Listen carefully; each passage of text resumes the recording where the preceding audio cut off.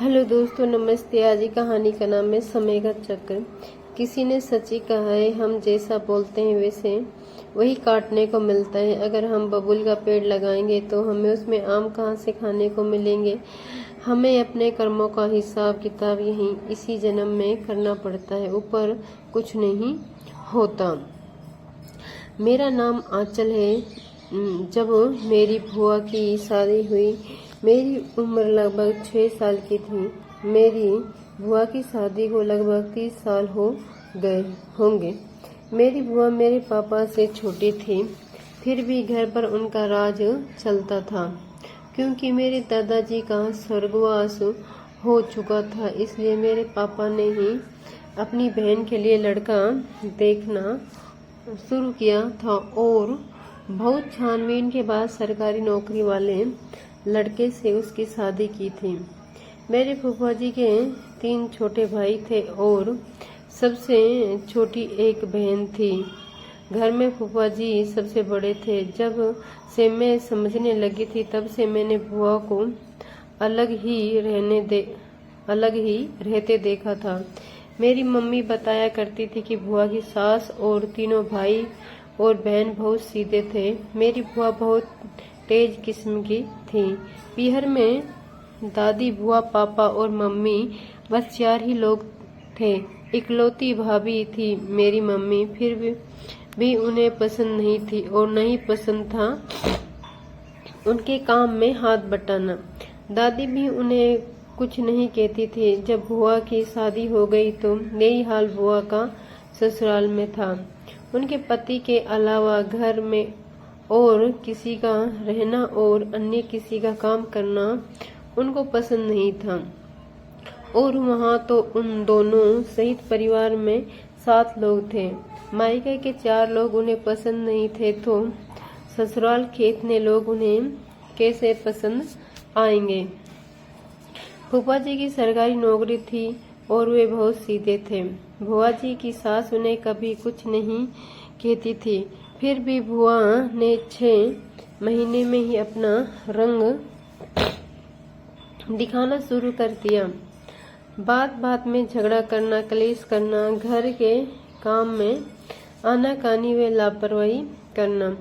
आखिरकार तंग आकर उसकी सास ने ही अपने बेटे को समझा बुझा कर घर की शांति का वास्ता देकर उनको अलग कर दिया। अलग होते ही बुआ को तो वैसे मजा आ गया। घर में सिर्फ 2 लोग और उस समय की फूफा जी सरकारी तनख्वाह करीब 25,000 रुपये महीना। मेरी बुआ को तो जैसे पंख ही लग गए। उन्होंने तो उसे नशे में ससुराल में करीब करीब सबसे नाता तोड़ ही लिया। पहले तो उन्होंने देवर और नंद की शादी में शामिल होने से मना कर दिया, फिर देवरों की नंद की शादी में भी शामिल हुई तो मेहमानों की तरह। एक दिन उसकी सास को अचानक लकवा मार गया। 6 माह बिस्तर पर पड़ी रही देवरानियां सास की सेवा करती रही, पर बुआ मात्र उनको हॉस्पिटल में मिलकर आ गई। बाद में एक बार उसके घर जाकर हालचाल पूछने भी गई तो दूर के रिश्तेदारों जैसा व्यवहार किया और एक पैसे की मदद भी नहीं की।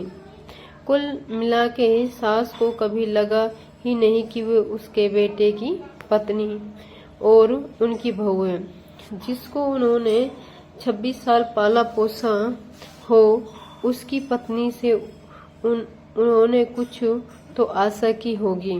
6 माह बाद उसकी सास बिस्तर पर पड़ी पड़ी ही स्वर्गवासी हो गई, लेकिन बुआ को कोई फर्क नहीं पड़ा। समय का चक्र घूमता गया। बुआ के एक बेटा और बेटी, फिर एक बेटा हुआ, मतलब 2 बेटों के बीच में एक बेटी। पहले बेटी की शादी, फिर बेटे की। मेरी बुआ बहुत खुश थी क्योंकि बेटी की शादी भी हो चुकी थी और पति के नौकरी के रुपये भी आते थे और बेटे की शादी भी हो चुकी थी। बुआ ने ये कभी नहीं सोचा था कि जो उन्होंने किया है उन्हें वापस देखना पड़ेगा। समय का खेल देखें। भुआ की ही तरह उनके बड़े बेटे की पत्नी ने आते ही 6 माह भी नहीं बीतने दिए और घर से अलग होने के लिए नाटक करने चालू कर दिए। घर में कलेश करना चालू कर दिया। इस बार एक बात उल्टी हुई थी। बहू नौकरी वाली थी, सरकारी हॉस्पिटल में नर्स थी। बुआ और फूफाजी ने जैसे तैसे 1 साल निकाला और दूसरे बेटे की शादी बड़ी उम्मीद के साथ की कि शायद दूसरी वाली बहू सही आएगी, पर दूसरी बहू पहली वाली से भी तेज निकली। बड़ी बहू सास ससुर से लड़ती थी और छोटी वाली भी आकर लड़ने लगी।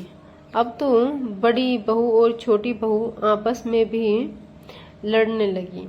फूफा जी ने अपनी नौकरी के कुछ दिनों में 2 मकान बनवा रखे थे अपने दोनों बेटों के लिए।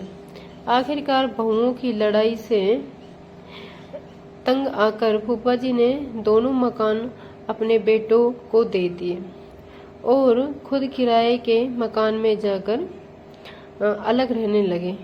उन्हें अलग रहते हुए अभी साल भर ही हुआ था कि भुआ को लकवा मार गया।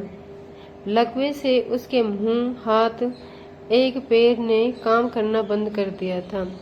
बड़ी बहू अस्पताल में नर्स भी थी, फिर भी उसने कोई खास ध्यान नहीं दिया। बहुओं ने इलाज के समय अस्पताल में थोड़ी सेवा पानी की, पर सास ससुर को कोई भी अपने घर नहीं ले गए। बुआ का बराबर इलाज चलता रहा। धीरे धीरे बुआ की हालत में कुछ सुधार हुआ। थोड़ी बहुत बोल लेती और चल फिर लेती, पर बुआ काम करने लायक नहीं बची थी। इसी तरह 10 साल बीत गए, पर बहुओं ने बुआ की कोई खोज खबर नहीं ली। आज भी बुआ और फूफाजी दोनों अलग रहते हैं। इन दोनों का खाना बनाने से लेकर घर के सारे काम फूफाजी करते हैं। मैं जब भी उनसे मिलने जाती हूँ, कभी न कभी उन्हें देखकर दया आ जाती है, तो कहीं उनके पिछले किए हुए कर्मों पर गुस्सा आता है। मैं बहुत कुछ उनसे कहना चाहती हूँ, फिर कुछ सोचकर रुक जाती हूँ।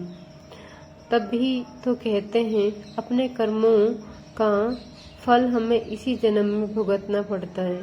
शायद भगवान की दुनिया में अपने कर्मों की सजा भी यही है। दोस्तों, अगर ये कहानी आपको पसंद आई है तो कृपया चैनल को लाइक कीजिए, शेयर कीजिए और सब्सक्राइब कीजिए।